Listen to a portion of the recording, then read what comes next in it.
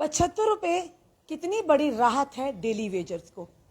हमेशा कर्मचारियों के, चाहे वो अस्थायी हो चाहे स्थायी, उनकी आवाज उठाने वाले बाबू सैन मलिक हमारे साथ हैं। Employees joint action committee R के प्रधान हैं।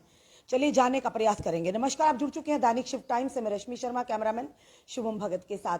लगातार डेली वेजेस को एक आशा थी कि प्रधानमंत्री जी का पल्ली में 24 अप्रैल को जो दौरा था, कहीं ना कहीं उनके लिए सौगात लेकर आने। वहीं दूसरी तरफ एनएचएम की बात करें, नरेगा की बात करें, और साथ ही साथ कहीं होमगार्ड्स की बात करें, एसपीओस की बात करें, आशा वर्कर्स की बात करें, आंगनवाड़ी वर्कर हेल्पर की बात करें, तो कहीं ना कहीं उम्मीद थी प्रधानमंत्री जी आए तो हैं और जनता आंखें बिछाए उनका इंतजार, उनका दीदार करने के लिए उत्सुक थी। वहीं दूसरी तरफ जब जूं ही ये रैली खत्म हुई, उनका जनता को संबोधित करना खत्म हुआ, तो कई लोगों के चेहरों पर मायूसी दिखी। और साथ ही साथ एक बड़ी जो राहत मिली थी, ₹75, यानी 24 तारीख को प्रधानमंत्री जी का जम्मू के पल्ली में दौरा था और 23 को डेली वेजेस के लिए आह्वान कर दिया कि आपकी सैलरी को बढ़ाकर, आपके वेजेस को बढ़ाकर ₹75, यानी जहां पर 225 लेते थे, ₹300 कर दिया गया है। क्या डेली वेजेस को ये चीजें मंजूर है? ये वेजेस बढ़ाना मंजूर है या वो कुछ और चाहते हैं? इसी विषय में बात करने हमारे साथ जुड़ चुके बाबू सैन मलिक। बाबू सैन मलिक जी, सबसे पहले आपका बहुत बहुत स्वागत है। Thank you. सबसे पहले मैं दैनिक शिफ्ट टाइम्स का तहे दिल के साथ शुक्रिया अदा करता हूं, जो हर वक्त, चाहे वो परमानेंट मुलाजम हैं या all type of daily Vaser हैं, उनकी आबाद को उजागर करने की कोशिश करते हैं और सरकार तक पहुँचाने की कोशिश करते हैं। जी बाबू सैन जी, आपने काफ़ी बार आपने डेली वेजेस की बात की। आपने जो स्टेट डिपार्टमेंट के हमारे कैजुअल लेबर्स, उनकी, हम हमेशा स्थायी कर्मचारियों की बात को उठाते हैं। एक ऑर्गेनाइजेशन को साथ जुड़े हुए हैं, employee joint action committee R. Daily wages कुछ और चाहते थे, क्योंकि काफ़ी सालों से ये लोग प्रताड़ना का शिकारी, काफ़ी सारे जिनका शोषण किया जा रहा है, वो चाहते थे SRO 64 के अंडर उनकी रेगुलराइजेशन हो और साथ ही साथ मिनिमम वेजेस एक्ट लागू हो। पर हमने जब देवेंद्र राणा जी से सवाल किया, भाजपा के नेता, उन्होंने कहा मिनिमम वेजेस एक्ट तो लागू हो चुका है, क्योंकि दिल्ली की लिवलीहुड के मुताबिक, यहाँ की लिवलीहुड के मुताबिक, जहाँ पर वहाँ पर किराया अगर 5,000 रूम का, यहाँ पर 1,000 है, उसी के मुताबिक डेली वेजर जो मिनिमम वेजेस एक्ट है लागू किया। ये कहाँ तक सही है, आपसे ही जानना चाहेंगे। देखिए, आपने डेली वेजर के बारे में पूछा। ये डेली वेजर जो है पिछले 25 सालों से इसके साथ जो है नाइंसाफ़ी हुई है। जम्मू कश्मीर के अंदर जितनी सरकारें रहीं, उन्होंने भी इनके साथ एक बहुत बड़ा खिलवाड़ किया गया। और आज भी ये 2 साल हो चुके हैं जब यहाँ जम्मू कश्मीर एक स्टेट था, उसके बाद इसको यूटी में तब्दील किया गया, लेकिन अभी तक इनका मसला जो है जूं का तूं पड़ा हुआ है। हम बार बार सरकार से यही गुहार लगाते हैं कि यहाँ जम्मू कश्मीर को अगर आपने यूटी बनाया है तो यहाँ यूटी के लाभ जम्मू कश्मीर के जो all type of daily wages हैं, जो डिफरेंट डिपार्टमेंट में काम करते हैं, उनके जो है मिनिमम वेजेस एक्ट लागू किया जाए। लेकिन ये सरकार ने एक बहुत बड़ा जो है इनके साथ जो किया है वो गलत किया है और एक लॉलीपॉप इनको दिया गया है। हम ये कहना चाहते हैं कि दिल्ली के अंदर डिफरेंट स्टेट हैं, ये यूटी हैं, जहाँ 18,000 रुपये दिया जाता है, लेकिन जम्मू कश्मीर के जो डेली वेजर हैं उसको आप सिर्फ पहले एग्जिस्टिंग रेट जो 225 था, आप 75 रुपये से बढ़ाकर 300 रुपया किया है। क्या 300 रुपये में ये लोग अपने फैमिली की लुक आफ्टर कर सकते हैं? ये सौतीली माँ जैसा सलूक क्यों है? ठीक है, अगर यूटी बनाया है, यूटी के रूल यहाँ लागू होने चाहिए थे। वो 18,000 रुपया जो है जम्मू कश्मीर के डेली वेजरों को मिलना चाहिए था, लेकिन ये सरकार ने उनको एक बार फिर लॉलीपॉप दे दिया। ये लॉलीपॉप भी तब दिया बाबू सैन जी कि जिस दिन प्रधानमंत्री जी ने आना था, उसी दिन एक रात पहले, यानी एक दिन पहले, ये या तो ये कहें कि कहीं ना कहीं डर था कि ये डेली वेजर वहां पर जाकर हंगामा ना करे, प्रधानमंत्री जी की रैली में कहीं ना कहीं खलल ना पड़े, तो वो कहीं ना कहीं लगता है कि उनका मुंह बंद करवाने के लिए ये आदेश निकाला गया। ये बिल्कुल सही बात है। इन्होंने यही सोचा होगा शायद ये कोई प्रोटेस्ट करेंगे। काफ़ी टाइम से आप लगातार देख रहे हैं जम्मू कश्मीर के अंदर डेली वेजर जो है हड़ताल पर है, आंगनबाड़ी हड़ताल पर है, आशा वर्कर हड़ताल पर हैं, चल रहे हैं, लेकिन यहाँ कोई बात सुनने के लिए तैयार नहीं है। मैं ये कहना चाहता हूँ इनके साथ बहुत बड़ी नाइंसाफ़ी है। हम बार बार यही कहते हैं कि इनकी सरकार रेगुलाइजेशन बनाई, जिन सरकारों ने लगाए थे उन्होंने भी कोई पॉलिसी नहीं बनाई और आज अभी तक कोई पॉलिसी नहीं बनी और ना ही मिनिमम वेजेस जम्मू कश्मीर के अंदर जो है वो लागू किया गया है। ये बड़े दुख की बात है। 94 में 70,000 डेली वेज रेगुलाइजेशन हुए थे। उस वक्त सरकार ने एक पॉलिसी बनाई थी। हम बार बार सरकार से यही गुहार लगाते हैं कि आप इनके लिए एक रेगुलाइजेशन पॉलिसी उम्मीद तो बनाएं। वही थी कि प्रधानमंत्री जी आ रहे हैं तो कहीं ना कहीं उनके लिए कोई तोहफा लेकर आएंगे रेगुलराइजेशन पॉलिसी का, पर 75 रुपए देकर इनका इन बेचारों को ना आगे का रखा ना पीछे का रखा। देखो, लोगों को तो बड़ी उम्मीदें थी कि शायद यहाँ डेली वेजरों का जो मसला, प्राइम मिनिस्टर साहब यहाँ जम्मू में जो आए हैं उनको शायद इनका मसला जो है वो सेटल करेंगे, लेकिन वो देखने को वो तो मिला नहीं है। मैं ये कहना चाहता हूँ इनके साथ जो है बहुत बड़ा धोखा हुआ है, पीछे भी धोखा है और आज भी इनके साथ जो है धोखा और फ्रॉड हो रहा है। मैं कहता हूँ इस इशू को सरकार को जो है प्रायोरिटी बेसिस पे हल होना चाहिए, करना चाहिए। और एक तो इनके लिए रेगुलाइजेशन पॉलिसी बनना चाहिए और मिनिमम वेजेस एक्ट, अगर इसमें रेगुलाइजेशन पॉलिसी में अगर आप लेट करते हैं तो आप मिनिमम वेजेस एक्ट लागू करना पर ये चाहिए। फर्क क्यों कि जम्मू में कह रहे हैं, देवेंद्र राणा जी कह रहे हैं नहीं मिनिमम वेजेस एक्ट लागू हो चुका है, और दिल्ली में क्यों, फिर इतना फर्क क्यों है?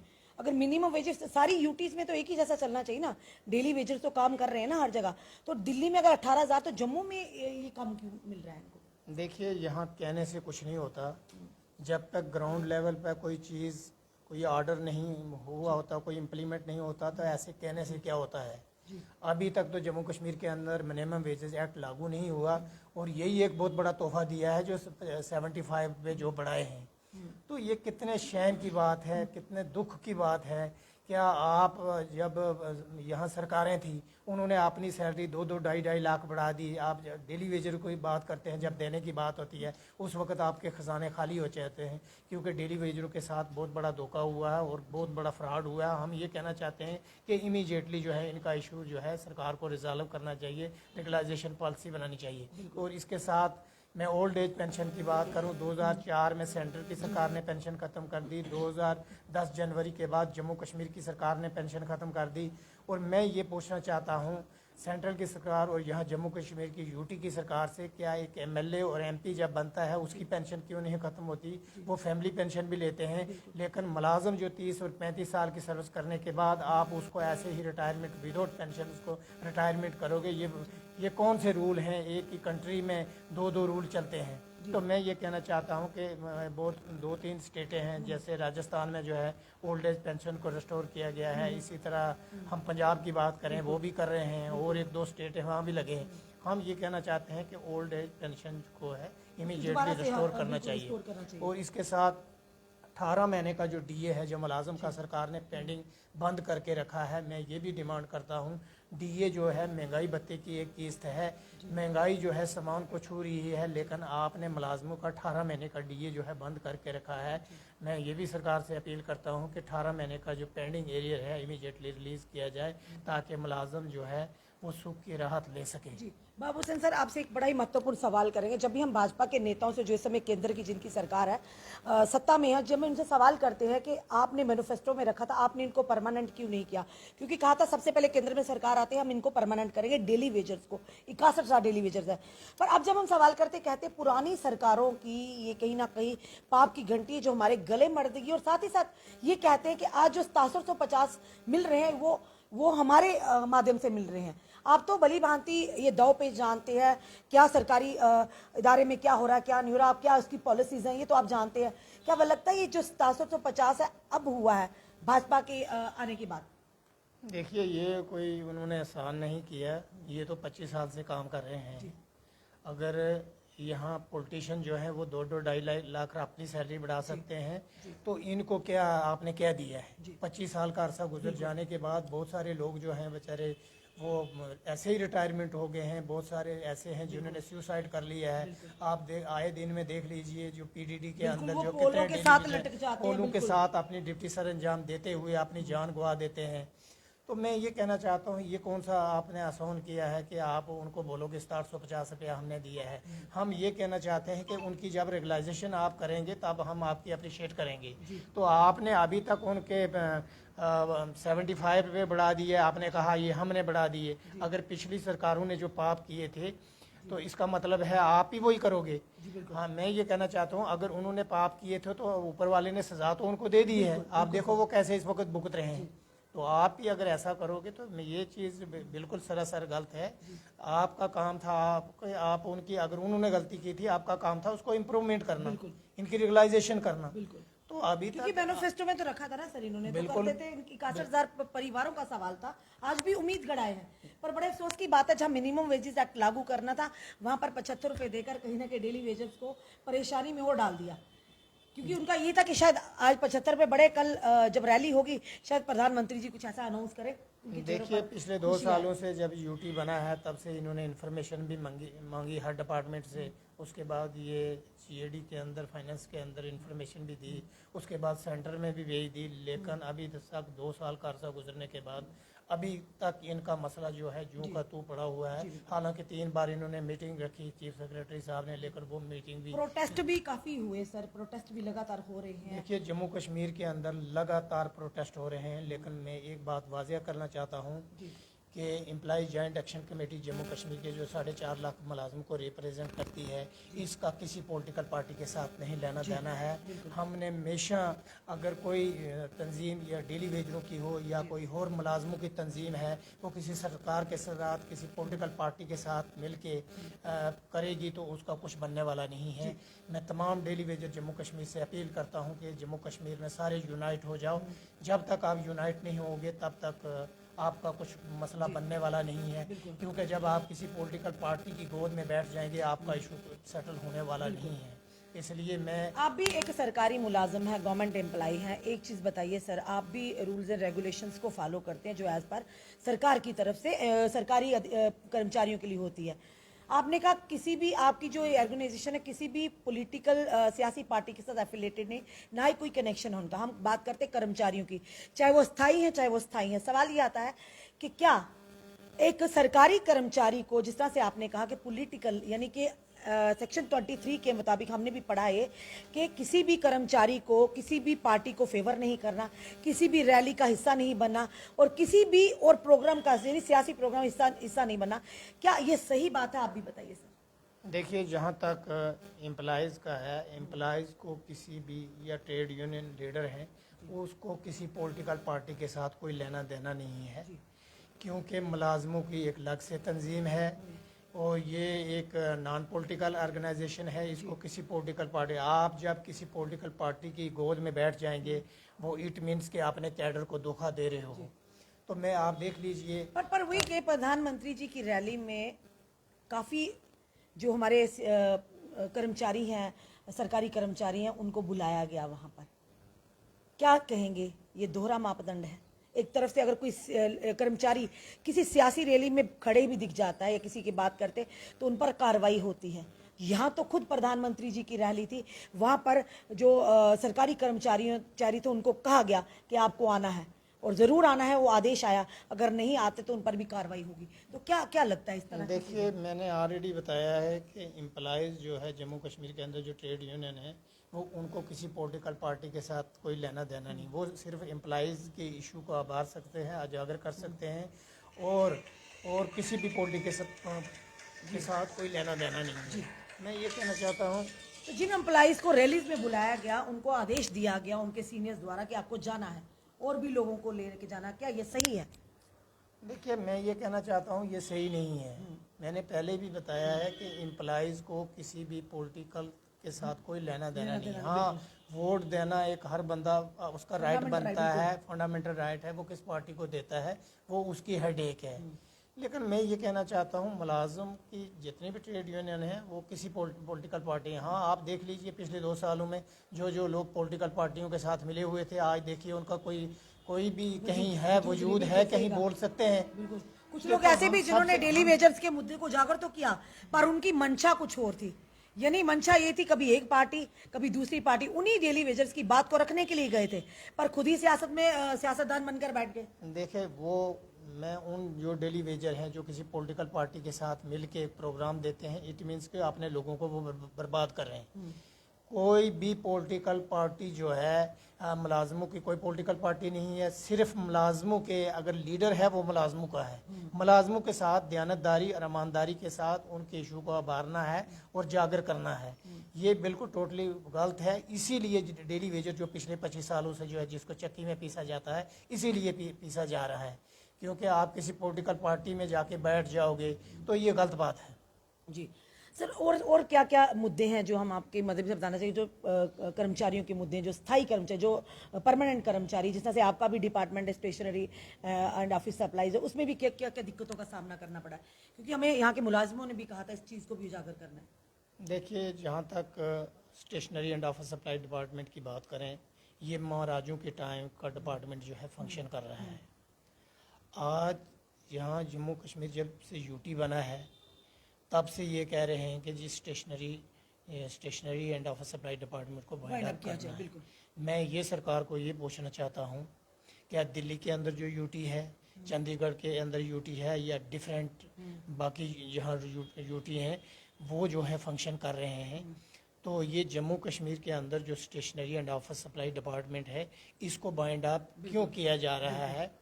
ये एक ऐसा डिपार्टमेंट था कि यहाँ तमाम जम्मू कश्मीर के जितने डिपार्टमेंट थे, चाहे सेक्रेटरीट हैं, चाहे गवर्नर हाउस हैं, मेडिकल कॉलेज वगैरह, जितने भी डिपार्टमेंट हैं, 50-60 डिपार्टमेंट हैं, जितने गवर्नमेंट इंस्टीट्यूशन हैं, उनको स्टेशनरी यहाँ से जाती थी और लोएस्ट रेट में जाती थी।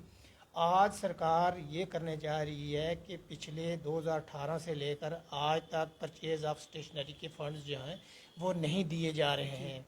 तो मैं ये कहना चाहता हूँ, आपने इन फंड्स को स्टेशनरी परचेज ऑफ, बाकी हेड्स में तो फंड्स आ रहे हैं, लेकिन परचेज ऑफ स्टेशनरी तो फिर किस तरह से जो अदारे हैं सरकारी, किस तरह कहाँ से स्टेशनरी खरीद? देखिए, मैं सबसे पहले बात बताऊँ, हमारा जो यहाँ स्टेशनरी एंड ऑफिस सप्लाईज के जो रेट है वो लो मार्केट रेट से लोएस्ट रेट, टेंडर भरा जाता है। आज जो जिम से जो डिपार्टमेंट ले रहे हैं उसमें फोटो स्टेट एक का रिम है 240 रुपये और हमारा एक 192 रुपये जो है यहाँ हमारा रेट है। कितना? 48 रुपये का डिफरेंस है। ये करोड़ों रुपये, अरबों रुपया जो है ये बनता है। मैं ये कहना चाहता हूँ, अगर यहाँ लोएस्ट रेट पे मिलते थे तो आपको इसको बाइंड अप क्यों किया जा रहा है? हालांकि आप इस किस्म के वहाँ बैठ के इस किस्म के डिसीजन अपनी मर्जी से आप लेते हैं। हमने 2-3 बार चीफ सेक्रेटरी साहब को भी मेमोरेंडम दिया, कमिश्नर सेक्रेटरी जीएडी को भी दिया है, हमने डीजी साहब को भी दिया है, लेकिन अभी तक 2 साल से ये बात हम सुन रहे हैं जब से केंद्र शासित प्रदेश बना है कि स्टेशनरी ऑफिस सप्लाई डिपो को वाइंड अप किया जाएगा, पर क्यों वाइंड अप किया जाएगा ये चीज सामने नहीं आ रही। देखिए, ये जो जहाँ तक स्टेशनरी एंड ऑफिस सप्लाई को वाइंड अप करने का जो सरकार बना रही है, हम ये कहना चाहते हैं कि स्टेशनरी डिपार्टमेंट को रिव्यू करने की ज़रूरत है। यहाँ परचेज ऑफ स्टेशनरी हैं वो फंड्स जो हैं रिलीज़ किए जाएं, और जैसे बाकी अगर हम कहते हैं जैसे दिल्ली के अंदर, चंडीगढ़ के अंदर तो वो फंक्शन कर रहे हैं, तो यहाँ क्यों नहीं है? बट इस यहाँ आप मुझे बताओ ना, इसको वाइंड अप क्यों करना है? यहाँ के मुलाजिम जब वाइंड अप करेंगे, यहाँ बहुत सारे डिपार्टमेंट, 10-12 डिपार्टमेंट जो है सरकार ने वाइंड अप कर दिए हैं।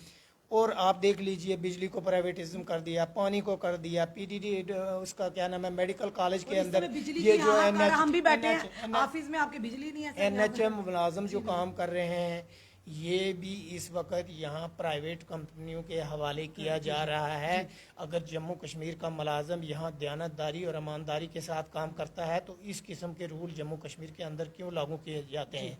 हम ये कहना चाहते हैं कि डिपार्टमेंट अगर 8-9 डिपार्टमेंट या 10 डिपार्टमेंट वाइंड अप किए हैं, कल हमारी यहाँ जम्मू कश्मीर के जो हमारी जनरेशन है, कल डिपार्टमेंट को तो क्रेशन होती है, पोस्टें निकलती हैं, उसके बाद जैसे पीडीडी के अंदर हैं लाखों लोग जो हैं वो ट्रेनिंग करके डिग्रियां लेके बैठे हुए हैं, लेकिन पीडी डिपार्टमेंट को इन्होंने प्राइवेटिज्म कर दिया। तो अभी तक पिछले 3-4 सालों से कोई पोस्टें एडवर्टाइजमेंट नहीं की, चाहे वो जेई की हैं या एई की हैं, अभी तक नहीं हुई। हम ये कहना चाहते हैं कि जम्मू कश्मीर के अंदर जितने डिपार्टमेंट जिस तरह पहले फंक्शन करते थे उसी तरह फंक्शन, ये कंपनियों के हवाले इनको मत कीजिए। धन्यवाद। ये थे हमारे साथ बाबू हुसैन मलिक, जो कि employees joint action committee R के प्रधान हैं। और सबसे बड़ी बात है कि आखिर अगर जम्मू कश्मीर को केंद्र शासित प्रदेश बनाया गया, फिर दोहरे मापदंड क्यों हो रहे हैं? यानी बाहर की ड्यूटीज में जो अगर फायदे मिल रहे हैं, चाहे स्थायी कर्मचारी हैं चाहे अस्थायी कर्मचारी हैं, अगर परमानेंट या अनपरमानेंट को जो मिल जा रहे हैं फायदे, तो यहाँ पर क्या देने में क्या दिक्कत है? और जिस तरह से डेली वेजेस की बात करें तो कहीं ना कहीं उनको लॉलीपॉप दिया गया है, क्योंकि बिल्कुल ठीक एक दिन पहले शाम के समय ये आदेश आता, सर्कुलर निकलता है कि डेली वेजर्स के लिए खुशखबरी है, जहां पर 225 रुपये लेते थे, अब 300 रुपया उनकी दिहाड़ी हो चुकी है। तो खुद सोचिए 75 रुपये मिलना, और जहां पर उनकी उम्मीदें थी कि हमारे लिए रेगुलराइज पॉलिसी मिलेगी, हमें SRO 64 के अंदर हमें परमानेंट किया जाएगा, और 75 रुपये आप उनके हाथ में थमा देते हैं। या कहाँ तक सही, यहाँ इस डर से कि कहीं ना कहीं प्रधानमंत्री जी की रैली में कोई खलल ना मरे, और जिन लोगों ने अपने नंबर बनाने थे कहीं ना कहीं उनके नंबर कम ना हो जाए, ये भी बड़ा सवाल है। और इस समय हम जहां पर बैठे हैं यहाँ पर भी लाइट नहीं, और जम्मू की जनता हाहाकार कर रही है। यानी आप सोलर पैनल्स तो लगा रहे हैं, पर जो जनता जब तक लगेंगे तब तक लगेंगे, चाहे सरकारी महकमे हो चाहे आम जनता लगाएगी। इतना सरमाया भी तो होना चाहिए सोलर पैनल्स लगाने के लिए। कम से कम आप बिजली मुफ्त मत दीजिए, पर बिजली दीजिए तो सही जो जनता बिल भरती है। और सबसे बड़ी बात, ये स्टेशनरी ऑफिस सप्लाईज का डिपार्टमेंट जो है, अपनी जनता को थोड़ा सा बताना चाहेंगे इसके बारे में। जितने भी गवर्नमेंट इदारे हैं वो सब इदारों को स्टेशनरी ऑफिस सप्लाई डिपार्टमेंट से स्टेशनरी जाती है, और किस बिहाफ पर जाती के टेंडर्स बढ़ते हैं, और जिनकी कम बिड होगी यानी कम बोली जो लगाते हैं उन्हें ये टेंडर मिलते हैं। और इसीलिए फर्क आता है कि बाहर वही चीज अगर आपको 250 रुपए में मिलेगी, यहां पर आपको 190 या 192 रुपए में मिलेगी। तो क्यों आखिर इस डिपार्टमेंट को भी वाइंड अप करने की बात की जा रही है? यहाँ के कर्मचारी जो इतने सालों से काम कर रहे हैं, अगर बाहर की यूटी में स्टेशनरी एंड ऑफिस सप्लाई के डिपार्टमेंट चल रहे हैं, तो जम्मू में ऐसी कौन सी आफत आन पड़ी कि आपको ये बंद करने की कगार पर है? यानी कुछ ना कुछ तो है। अगर आप इस तरह की चीजें करेंगे तो कहीं ना कहीं जनता के विश्वास के साथ खिलवाड़ होगा। और साथ ही साथ जो डेली वेजर्स हैं, जिन्होंने ये कहा है साफ तौर पर कि अगर इलेक्शन से पहले उनके मुद्दे को हल नहीं किया गया तो कहीं ना कहीं वो सरकार के खिलाफ और ये कहेंगे कि भाजपा के खिलाफ एक मुहिम चलाएंगे। और वहीं दूसरी तरफ आज केंद्र सरकार पर हाई कोई सवाल उठा रहा है। आज बिजली की मार से आम जनता हाहाकार कर रही है। आज पानी की कमी की वजह से जनता सड़कों पर है। तो ये थे अच्छे दिन। हम अपनी जनता से जानना चाहेंगे, अगर ये थे अच्छे दिन, अगर चाहते हैं आप ऐसे अच्छे दिनों में, तो अपने राय जरूर दीजिए। उस वीडियो को जितना हो सके शेयर कीजिए। जुड़े रहिए ऐसे हमारे साथ अगले अपडेट के लिए। जय हिंद, जय भारत।